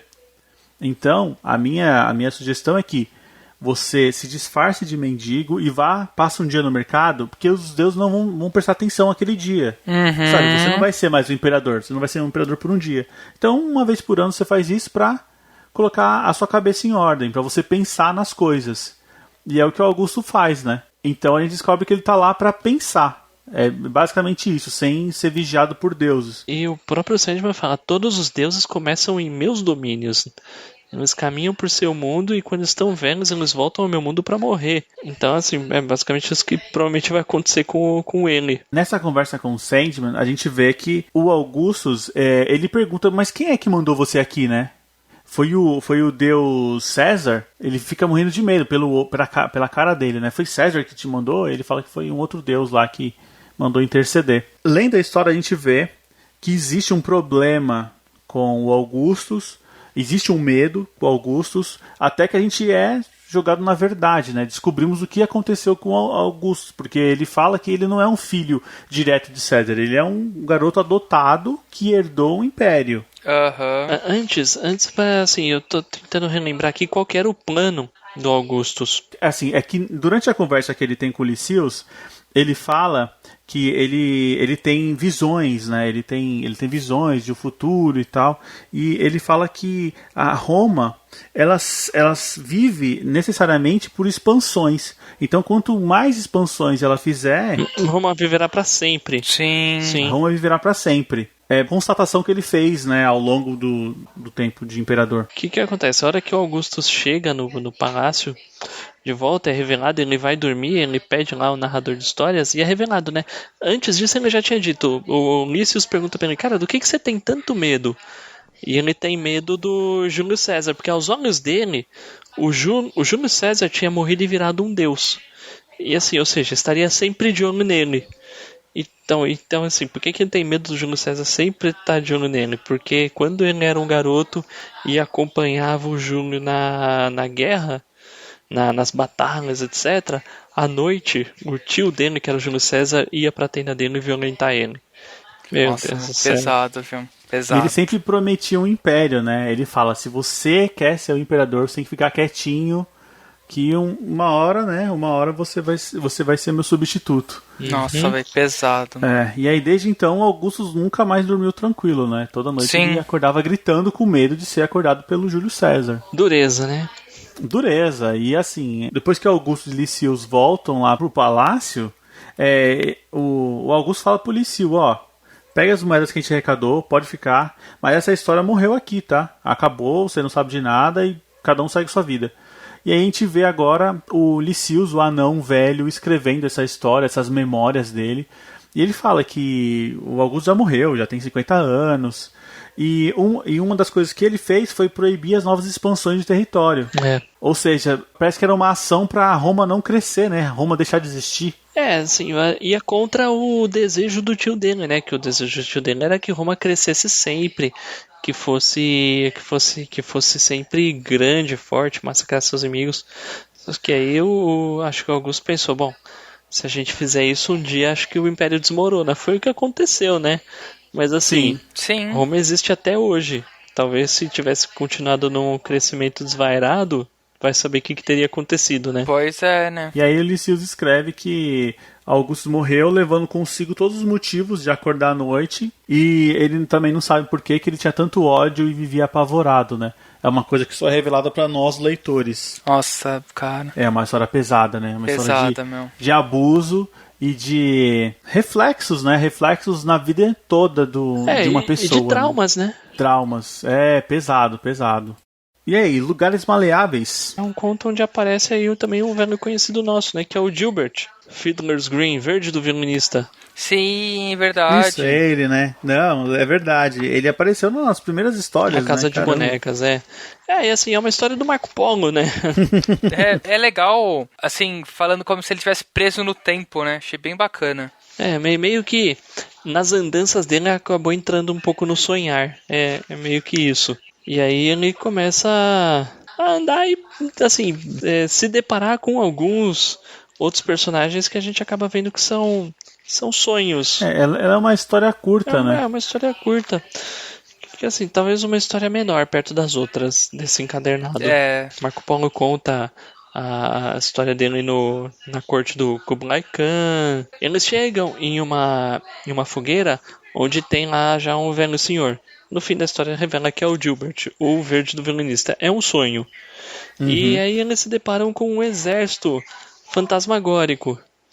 Exército de pessoas perdidas. Eles morrer são pessoas... Aí o verde do violinista fala que eles estão num dos lugares maleáveis. Que é onde pessoas que morreram e não sabem acabam ficando. Eu acho que não tem muito mais pra contar dessa história, no fim das contas. No fim das contas tudo isso aconteceu porque o Marco Polo estava caído, ele caiu e meio que dormiu em cima da areia do deserto, né? E essa história passa na cabeça dele enquanto ele tá dormindo. E assim, vamos lá, tem um aspecto importante. Na hora que ele encontra o sonho fala pro Marco Polo: eu tô muito fraco, eu acabo de me libertar do meu cativeiro e eu acabei de castigar o meu captor. Tá, assim, é uma história que pelo jeito acontece logo na sequência da primeira edição. Isso eu reparei também, meu. É como talvez até se o Marco Polo tivesse perdido por diversos anos enquanto o Sandman estava aprisionado, né? E assim, meio que... É mais uma história de pessoas que encontram o Sandman, ele não faz nada, mas ele acaba resolvendo alguma coisa, porque o Marco Polo estava preso no sonhar. E assim, por ter dado água pro Sandman, o Sandman meio que deixou ele ir pra casa. Sim. Mais uma vez aquele dedinho de Sandman mudando a história e participando de eventos grandiosos como dar continuação à vida de Marco Polo, né? O Conquistador e tal. Claro, né? Com certeza. E agora a gente chegou nela, cara. Sandman especial, história de Orfeus. Aí sim. Aqui, né, a gente já é introduzida aí, né, a fala que a gente descobre que Orfeu é filho de Morpheus, né? Acho que já é a grande revelação que a gente já tem no começo dessa história, né? E que ele tá se preparando pro casamento dele, né? Que criatividade, né, cara, pra nomes. É muito engraçado, né? O nome da família toda é demais. E assim, a gente vai, assim, Orfeus é literalmente filho do Sandman e a mãe é a Calliope. Outra que já apareceu aqui também, que né? já apareceu lá no comecinho, que o Sandman ajudou, etc. E assim, meio que nessa história a gente descobre por que ela tinha tanta raiva dele. Pois é. Bom, então é isso, assim, tá rolando os preparativos pro casamento, né? O nome do Orfeus já diz, né? Eles estão lá na Grécia Antiga, aquela Grécia bem mitológica mesmo. Tanto que eles convivem com sátiros. E o Orfeus está para se casar com a Perséfone. Lógico, como é um casamento, toda a família se reuniu. Inclusive todos os tios do Orfeus. Sim. Vocês falaram aí que o sétimo irmão não tem nome? Tem nome sim, tá aqui, ó, Oletros. Né? O nome grego. Esse nome aí não entregou pra gente o que a gente queria, não. Não mesmo. Essa história, ela é literalmente uma releitura do conto de Morfeu mesmo, né? Que a gente já viu em diversos filmes, se eu não me engano, uma animação... Cavaleiros do Zodíaco. Cavaleiros do Zodíaco, Diego. Cavaleiros do Zodíaco, Cavaleiros do Zodíaco é bom demais, mano. Coisa boa. E a releitura dentro do Cavaleiro do Zodíaco que fica fenomenal, cara. Eu tava lendo isso daqui. Viva a vida é uma festa, não tem? É parecido, mas é mexicano, né? Sim. Não, mas o filme, ele é muito baseado no conto de Orfeu mesmo. Sobre o cara que é cantor, que vai lá pro inferno buscar a alma da sua esposa. Não, isso, sim, é verdade. É bem isso. É verdade. Tem aquele pezinho na inspiração. Essa história a gente já viu, então, a gente já sabe que é o conto, então o casamento vai dar errado, a esposa dele vai ser picada por uma cobra e ela vai morrer. Tudo isso acontece, né, nessa história. Tudo isso acontece. O Orfeu fica chateado, né, lógico, porque ele mal tinha casado, já virou viúvo. E vai dar um jeito de recuperar a alma dela, né? E ele vai atrás, e primeiro ele pede pro pai dele, né? Pro pai dele, ele fala assim, eu trago ela de volta, eu quero me despedir dela. E o Morpheus fala, você nem foi no funeral dela. Tipo, e assim, ele fala assim, cara, eu não quero me despedir dela. E ele fala, você deveria, você é mortal, você tá vivo, ela está morta. O Morfeu, ele é totalmente, assim, entre aspas, insensível, né? Ele fala assim, você está vivo, então viva. Cara, você deve se lamentar, mas você deve viver, né? E ele vai falar, e ele fala, a sua vida vai ser assim. Quando você lembrar dela vai doer, mas com o tempo vai passar. E às vezes vai voltar e você vai se lembrar, mas depois vai passar. E aí o Orfeus fala, eu não sou mais seu filho, então. E ele vai embora. E aí a gente tem, né, bom, já dá prosseguimento aí, a gente tem a saga do Orfeu conversando com os Perpétuos pra tentar chegar até ela, né? E aí a gente já tem um bom vislumbre, né? Depois do pai dele, ele vai procurar o tio, né? Pois é, E né? assim, esse tio não é o Destino, porque o Destino, ele tá sempre amarrado naquela corrente dele e nunca faz nada. Ele só fala assim, não, isso tá escrito no livro, então isso tem que acontecer. Isso é spoiler, não posso dar, então fica na sua. Eu sei o que vai acontecer, mas eu não posso falar. Então ele vai procurar o outro tio dele, que a gente não vai dizer o nome. E aí o tio dele é todo bonachão, né? E ele fala assim, Orfeu, eu acho que você gosta mais da ideia da sua amada morta do que você gostava dela de verdade. Cara, o cara jogou a real, né? Nossa. Então, você tá se dedicando muito mais pra trazer ela à vida do que manter o casamento. Mano. E aí, bom, esse tio dele fala o que fazer. Cara, e ele falou óbvio, né? Olha, sua esposa não tá morta? Então, sua tia é a morte. Por que você não fala com ela? Muito bom. Eu adoro as cenas que a morte aparece. Não, cara, cara, demais. e a morte, assim, ela, assim, não sei pra vocês, mas pra mim, nitidamente ela disputa com o Morpheus como top 2 perpétuo, sabe, cara? Sim. Porque, cara, ela é extremamente carismática, cara, e sempre que ela aparece é fenomenal mesmo. Ela tem uns insights, né, e tal. O irmão deles, o tio, né, leva ele pra Casa da Morte, ele fala, mas isso não parece a Casa da Morte, tá estranho. Ela fala, então você prefere que eu mude? É muito legal, cara. Tá aqui, aí vira um puta de um negócio sombrio pra caramba. E ela, gótico, e ela usa aquele vestidão assim, tá bom, você prefere isso aqui?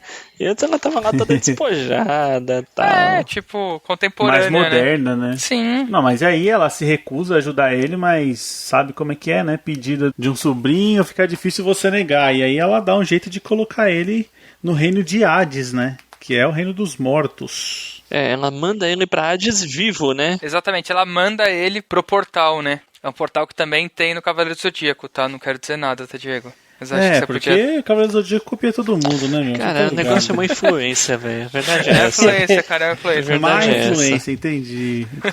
Mas aqui, nessa história, a gente tem aquela frase que ela é uma constante nessa história, que é que há condições, há regras, sempre há regras. Sim, sempre há e regras, o Orfeus cara. lá falando, não me importo. É verdade, eu não quero saber o preço, eu quero ela. E aí a morte revela pra ela o caminho pra chegar nas terras do Hades enquanto ele tá vivo, né? Porque o jeito mais fácil de chegar lá é morrendo. Mas despertar o 8º sentido também ajuda, cara. Não queria dizer não. Opa, também acho, hein? Também Os caras acho, estão cheios de nostalgia hoje. Bom, mas e aí então, o Orfeu chega lá na presença de Hades e ele conta a história dele. Fala, meu, você tá com a minha mina aí, quero levar ela embora. E aí, o que a gente precisa fazer? Qual que é o negócio? E o Hades, ele faz aquela jogadinha que dá margem pra você interpretar que é uma sacanagem, né? Ele fala, ó, faz assim, pega o rumo da sua casa, vai por aqui, só vai. Ela tá atrás de você. A regra é você não olhar pra trás. Só vai embora. E ele aceita, né, cara? Que... Sim. Tipo, acredita, ela vai te seguir, né? Você fala, meu, mas como assim, né? Vai me seguir, eu não posso nem ver ela. Não pode ver. Só anda e ela tá atrás de você. E o Orfeu aceita e vai, né? Ele vai embora, vai caminhando. E por horas. Por horas, léguas e léguas. E ele, não tô ouvindo barulho de ninguém atrás. Cara, o que tá acontecendo? Alguém tá me zoando. Ai, meu. O Hades só tá caçoando de mim, só me mandou embora. Até que ele sai do reino de Hades, né? Mais ou menos. Antes de sair do reino, ele anda pra trás. Cara, ele não aguenta. Eu tinha entendido que ele tinha saído, mas ela não. Não. É porque ele vira pra trás a luz, mas ainda não saiu, né? Ah, tá. Ele vira pra trás e aí que ela desaparece, né? Ele vira pra trás e ela tava realmente indo atrás dele. Só que ele quebrou a regra, né? Pois é. E ela não saiu do reino de Hades. Caralho. Mas a história tem continuação, né? Tem mais, gente. A gente vê que o Orfeu, depois disso, né, virou um hipster. Opa, com certeza, né? Tocando sua música por aí. Sujo por aí, só os animais chegam perto dele, são os amigos dele, e aí ele tá tendo uma conversa, né, com a mãe dele. E aí ele descobre, né, que a própria Calliope, por causa disso, ficou muito brava com ele, né, por não ter ajudado. Com ele e Morpheus, Com ele né? e Morpheus, E aí ela se afastou dele, se separou. E assim, eles estão lá. E aí o Orfeus fala, ela pergunta, você não vai falar com ele? E ele fala, eu não desejo falar nem com ele, nem com você. Nossa, pesado, né? E pesado. aí também a mãe dele fala, você tem que superar esse negócio. Você tem que voltar a viver sua vida. Aquela história, mas ele tá naquela, tipo, não, meu amor da minha vida morreu, etc, tal, E aí a gente tem uma cena que é visceral, né? as bacantes chegam, as irmãs do frenesi. As bacantes. Caraca, depois eu vou te falar. Mulheres peladas malucas. Cheias de vinho. A mãe ainda fala pra ele, elas estão vindo, sai daqui. Ela, não me importo, vou ficar aqui. E ele é literalmente devorado pelas mulheres. Sim, né? Cara. Nossa, é nojento. É nojento demais. É nojento. Só restando a cabeça. Sim. Que é o artefato que a gente já viu na outra história que precisou ser resgatado, né? Pois é. E aí a gente tem um epílogo de novo, né? Com o Morpheus, né? A cabeça dele é jogada e sai deslizando por um rio e ele vai gritando Eurídice, é o nome da esposa dele. Cara, eu falei Eurídice antes ou eu falei Perséfone? Acho que falou Perséfone, Fábio. Caraca, então me corrijo agora. A esposa dele é Eurídice. Acho que Perséfone é a esposa de Hades, né? Que aparece na parte. Verdade. Não casem com Perséfone, casem com Eurídice. E a gente tem um encontro, então, do Sandman com o filho. Que, assim, Sandman mostra toda a sua frieza, né? Não, totalmente. E ele ainda jogou na cara do filho, né? Fala, mas pai, você não disse que não era mais meu filho? Sim. Tipo assim, você não lembra mais da nossa discussão? Sai daqui. Ele fala assim, a vida era sua. Você fez dela o que você quis. Eu só vim pra te dizer adeus. Nossa, cara. Mas ele ainda fala, nos sonhos eu vi que certos sacerdotes existem nessa ilha. Eles vão te encontrar e vão cuidar de você. Nós não nos veremos novamente. Cara, e aí a gente tem aquele momento de o narrador entra e ele fala que Orfeu assistiu a partida com os olhos marejados até perdê-lo de vista. Seu pai jamais sequer insinuou em olhar pra trás. Eita! Pois é, né, meu? Pois é, ele que tinha que ter ido buscar a Eurídice. Porque ele não ia olhar pra trás, ele não verdade. ia olhar pra trás, né? Ele não... É que assim, né? Se fosse o Morpheus, não ia dar nem graça, né? O Morpheus ia chegar e ia falar, quer continuar aí com o seu submundo? Véi, me vê ela em boas condições, senão, cara, eu acabo com o seu submundo de novo. O Morpheus vira pro Hades, o Morpheus ia virar pro Hades e falar assim, você não quer entrar numa disputa de rima comigo, quer? É verdade. Você não quer entrar... Pesado. Cara, muito boa. Essa história é dividida em 4 partes, mais o epílogo, então ela é a maior, né, de todas. Não à toa, né? Ela saiu num especial, não numa das histórias de linha, né? Mas é muito boa mesmo, cara. E estamos chegando ao final aqui das nossas histórias, a gente tem... Parlamento das Gralhas. Que é uma história também que ela se assemelha muito com a do Marco Polo, que ela se passa em um instante, né? Pois é. Sim. E é um Em um instante sonho, bem né? curioso, né? É. Que a gente tem aí atrás de volta a Hipólita. Acho que é Hipólita Hall, também da Casa de Bonecas. E seu filho Daniel, cujo nome foi dado pelo próprio Morpheus. Ela tá se virando, né, como mãe solteira para criar um menino, e o menino a gente vê que já apronta das suas, né? Já sabe sair no berço e entrar no mundo dos sonhos. Encontrar dinossauros. Essa parte eu vou falar que eu acho que tem assim uma certa homenagem ao Pequeno Nemo na Terra dos Sonhos, do Winsor McCay, que é uma tirinha de quadrinhos antigaça, lá sei lá, 1910 ou 1920. Nossa. E o mote era esse mesmo, era um menininho que acordava, saía do berço, de repente ele estava num sonho. E no final mostrava ele acordando. Toda a tirinha era assim. Bacana mesmo. Bom, e é legal, né, também, não sei se vocês sentiram isso, que assim, agora esse menino, né, ele vai caminhando até a mansão do sonho, né? Então aí a gente é novamente apresentado a Abel e Caim, né? A toda a trupe, né? E dessa vez a mãe dele está aí também, a Eva, né? Sim, a Eva. Aham. E eles vão tomar chá. Só que e aí as coisas vão acontecendo e eles começam a contar algumas histórias. Olha, eu vou falar a verdade que eu achei legal a história da Eva comentando sobre as 3 mulheres de Adão, né? Porque pelo menos assim, acho que mesmo a gente a gente já conhecia a parte de Lilith e de Eva, mas a parte da Inominada achei muito interessante o conceito dele, né? Que Deus foi criar uma mulher na frente de Adão e Adão ficou enojado, né? Cara, eu achei muito, assim, como que o cara pega uma referência dessa, né, cara? Tipo, não, sai fora. Tipo, não, eu te vi sem eu vi você sem pele, velho. Sai daqui, mano. Mas bacana, e as histórias vão sendo contadas assim, até que chega a hora do Abel. E a gente vê o traço da Jill Thompson dos Pequenos Perpétuos. Nossa, com certeza. E aí a gente acaba sabendo o que aconteceu com eles depois que o Caim matou ele pela primeira vez. Tipo, sim. A morte primeiro chegou nele, só que aí o sonho chegou também.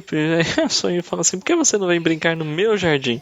E aí assim foi construída para ele uma mansão dentro do sonhar, que é a mansão dos segredos, a casa dos segredos. Só que aí o Abel falou: eu me sinto muito sozinho. Então é bem fofo essa parte, né? E aí o sonho falou: demais. Você quer um amigo então? E aí então volte pra casa, lá vai ter uma surpresa. E aí tinha lá a outra mansão, que era a mansão dos mistérios. E aí o irmão dele, que era o Caim, tava morando lá também. Então, assim, meio que... Abel é um cara muito carente, né? Relacionamento tóxico, né? Pra caramba, né, cara? Ainda demais. É, né? Pois é, ainda é. E meio que assim, cada um conta a sua própria história. E esse é o tal do Parlamento das Gralhas. É uma história mais simples e contida dentro de si mesma, né? Eu acho legal porque, assim, novamente, né, esses one-shots eu acho que é um lugar de experimentações, né? Não sei se vocês sentem isso. Não, completamente. A gente vê muita experimentação, então, tipo assim, tem algumas mais pesadas, tem algumas mais leves, tem algumas que vão ter, um baita de um pensamento filosófico de fundo, tem outras que vão ser só histórias. Falando de histórias, a próxima, cara, eu vou te falar, mano, compete com a primeira pra mim. Com a primeira não, né? Com a segunda. 3 de setembro de janeiro. 3 de setembro de janeiro. Puta, porque o nome da história é Ramadã e é uma história das 1001 noites, né? A gente tem lá... Sim, cara. A gente tem lá a Arábia. E eu vou te falar que graficamente essa é a mais bonita. Ela é bem diferente, ela né? Abusa nas cores, ela vai pro universo mesmo árabe, né?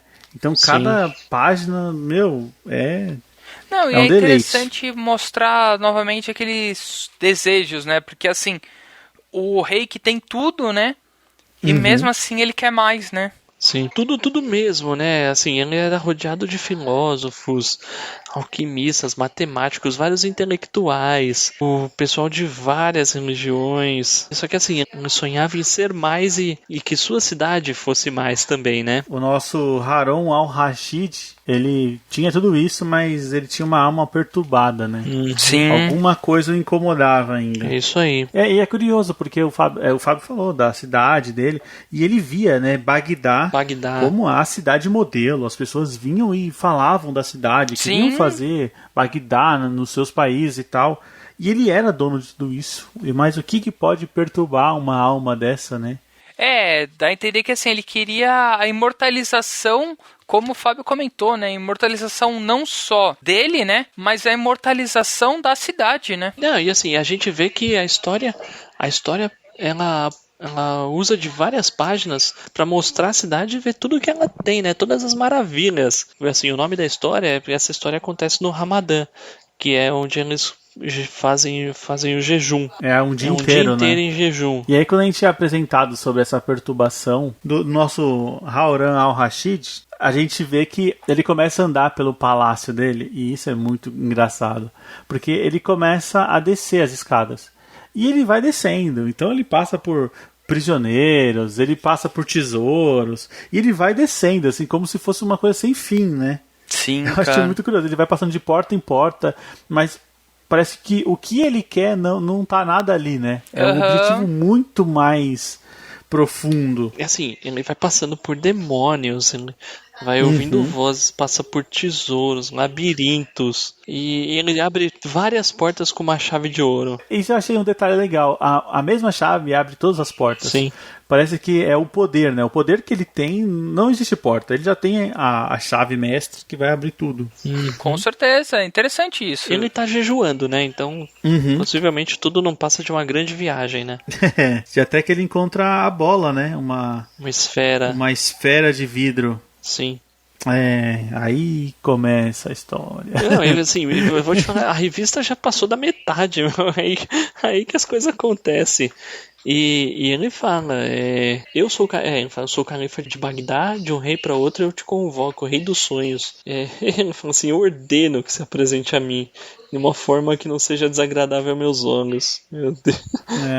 E a gente descobre o que é essa esfera, porque ele vê que o Rei do Sonho não aparece, ele ameaça. Ele fala, essa esfera aqui, ela guarda os demônios, né? Tipo, são seres que, se a esfera partir, ele vai aterrorizar a cidade, vai aterrorizar o mundo. E aí, com a aparição do Morpheus falando, né? Você realmente acha que você vai me ameaçar? Cara! É demais, mano, é demais. Sei lá, ele dá aquela enquadrada, né? Você exigiu a minha presença? Como assim? De fato. E aí parece que o Al-Rashid, ele exigiu a presença do Sandman, mas parece que ele não sabe muito bem o que quer, porque quando ele fica de frente com o Sandman, ele não tem ação. Ele fala, e agora, né? Como assim? O Sandman fala assim, você me convocou como um serviçal. Eu não aprecio convocações. Nossa, é demais, velho. Não, no meio do enquadro ele ainda fala, eu não sou um gênio que você pode chamar e expulsar. Não é sensato ficar me convocando. E aí os dois vão dar um rolê de tapete voador, né? Afinal, eles estão na 1001 Noites. Eu tinha que ter, né? E aí o Sandman, como se não conhecesse, né? Foi conhecer Bagdá junto com esse imperador aqui. E no fim ele responde, né? Ele fala o que ele quer, que é o sonho dele. Olha, Bagdá é a joia do mundo. Ela é a cidade abençoada por Alá, desde de manhã até o poente à noite. E essa é a era perfeita. Só que tudo passa. Então ele fala, eu sei o que vai acontecer na hora que o tempo passar. Tudo isso vai chegar ao fim e as areias vão cobrir tudo. E aí ele oferta pro Morfeu. Eu estou te dando a minha cidade. Leve-a para os sonhos. E aí o Sandman pergunta, e em troca? E em troca, eu não quero morrer jamais. Nem eu, nem a minha cidade. Ser imortal não é uma coisa legal. A gente já aprendeu isso. Pois é, né? A gente já aprendeu isso, cara. Nossa, e aí o Sandman aceita, né? Ele aceita e leva Bagdá para o mundo dos sonhos. Só que, e aí quando Bagdá é levada para o mundo dos sonhos, a gente vê, né, que a Bagdá do mundo real É bem diferente disso, né? Exatamente. Já é um negócio acabado, empoeirado. Uma cidade em ruínas, né? Uma cidade em ruínas. Mas assim, ele teve o seu desejo concedido. Bagdá é a cidade dos sonhos, né? A cidade das 1001 noites. Nos sonhos, Nos né? sonhos. Isso é bem legal, sim. né? Muito legal. E aí, no fim ainda tem mais ainda, né? Hoje em dia, o que restou lá no Oriente Médio? Um lugar destruído, todo arrasado por bombas. Nossa, triste, né? Mas, legal. Uma boa história, né? Uma história bem legal. E chegamos ao fim, hein? Dessa maratona de Sandman. Essa história, eu não sei porque que ela foi escolhida pra fechar, porque a gente fecha com aquele sentimento de um pouco devastado, né? Porque a gente tem uma história sobre possibilidade, sobre crescimento, sobre... Não, até perco as palavras de explicar como o Bagdá era tão maravilhoso e por conta desse ato egoísta, né? Desse ato de pensar só em você abriu mão de uma maravilha que tinha na Terra pra viver pra sempre, né? Tipo... aí eu vejo que a ideia do califa não era tanto ele viver pra sempre, mas ele queria que a cidade durasse. Tanto é que ele não tá lá na cidade, ele aparece do lado de fora e ele tá ferrado depois disso, né? Mas a cidade permanece até hoje, nas fábulas, né? Mas ele não pensou nas pessoas, né? Então... não. O Sandman levou prédios, levou... Isso... Sabe, sei lá, eu não achei muito inteligente o Califa fazer isso, não. Mas é que eu acho que nisso, sobre a inteligência, né? Eu acho que assim, ele já se via cego pela grandeza, né? Sim. É que por mais que você tenha, sempre vai ter alguma coisa que você vai querer. Então ele tinha tudo, ele tinha que desejar alguma coisa. E o desejo dele foi imortalizar a cidade, mas a um preço de que ferrou a vida de todo mundo. Não, é verdade. Mas vou te falar, mano, Fábulas e Reflexões termina... Deixa a gente refletindo, né? Totalmente. Pra caramba, cara. Pra caramba. Abre e termina muito bem, né? Histórias maravilhosas. New Game é muito feliz. Olha, é um baita do compilado, né? E mesmo as histórias mais fracas ainda são excelentes. E, mais uma vez, eu pergunto, vale como um encadernado de introdução pra quem nunca leu Sandman? Cara... Vale sim. Vale. Assim como Terra dos Sonhos, que são histórias isoladas, mas dá pra pegar novos leitores por aqui, né? Dá pra pegar. Cara, assim, eu vou te falar que Sandman é um negócio que cresce a cada releitura. Mas, no fim, pra quem tiver interesse, sinceramente, acho que dá pra pegar qualquer um e mandar ver. Lógico, o primeiro, talvez esses de compilações de one-shots sejam mais fáceis do que os outros. Mas, cara, sei lá, se a oportunidade de pintar você nunca leu nada, não desperdice, cara. Com certeza. Isso aí. Sandman é imperdível e vamos continuar nossa maratona aqui, porque...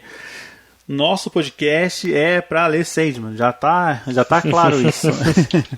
Já tá claro isso. Sim. Bom, pessoal, então acho que é isso aí. Hoje foi uma maratona mesmo, essa Fábulas e Reflexões. Por enquanto foi o maior encadernado. Mas mesmo que tivesse uma história, a gente conseguiria ficar 2 horas falando dessa uma história. Porque com certeza. É muito detalhe, né? Muita coisa boa. Bom, se você também é leitor de Sandman, quer debater com a gente, quer acrescentar aqui ao nosso debate, quer corrigir, estamos aqui abertos, queremos a sua participação. É muito simples, é só você mandar um e-mail para contato@hqueiros.com.br ou envie um áudio de até 1 minuto para o nosso WhatsApp, que é o 11 96244 9417. E conheça a nossa campanha de financiamento coletivo, estamos no PicPay e no Catarse e temos recompensas. A partir de R$5 você consegue ajudar a gente, você já tem acesso ao grupo secreto no WhatsApp e também já tem acesso aos episódios secretos. Pessoal, estamos chegando já passamos de 30 episódios secretos, né, gente? Já passamos sim, estamos em 33 ou 34, sei lá, cara, é muito episódio, cara. É muito episódio, ou seja, terça-feira tem um episódio aqui no feed que você está ouvindo, mas durante a semana a gente solta um outro episódio só para os padrinhos lá no grupo. Então vale muito a pena. Planejamos também fazer sorteios, já fizemos um agora na semana passada, planejamos fazer mais sorteios para os nossos padrinhos, porque afinal são eles que mantêm esse podcast em pé. Então se você gosta do nosso trabalho, quer ver esse podcast cada vez maior, com a gente trazendo mais conteúdo, melhorando a nossa qualidade técnica, né? Até para comprar quadrinho não é barato não. Ajudar a gente aqui a manter esse podcast é muito fácil. Bom, pessoal, acho que é isso aí. Conto com vocês na próxima semana. Com certeza. Com certeza. Beleza, valeu. Falou. Falou.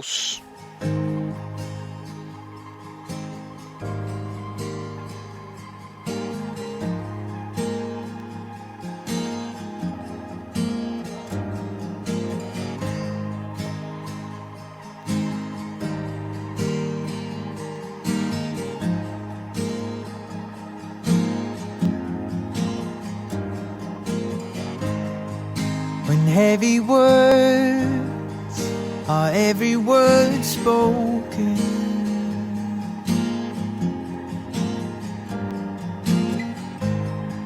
and every time that we touch, another wound opens.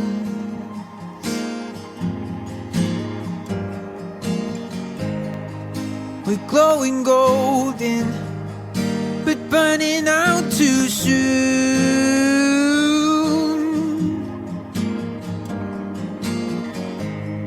We've been getting lost from the start, a drop in the ocean. How can a love leave you lonely with nothing else? Never learned how to fly when I fall. Asking ourselves, is it worth holding on anymore? Then the morning comes.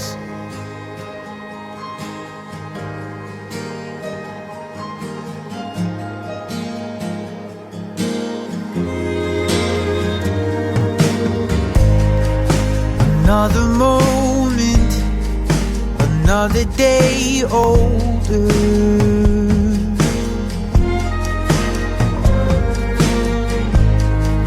And every time that we fight, we say that it's over.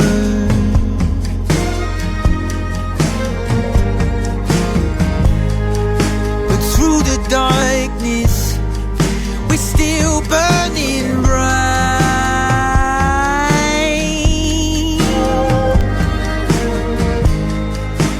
When I'm lost in your arms, we start to smolder.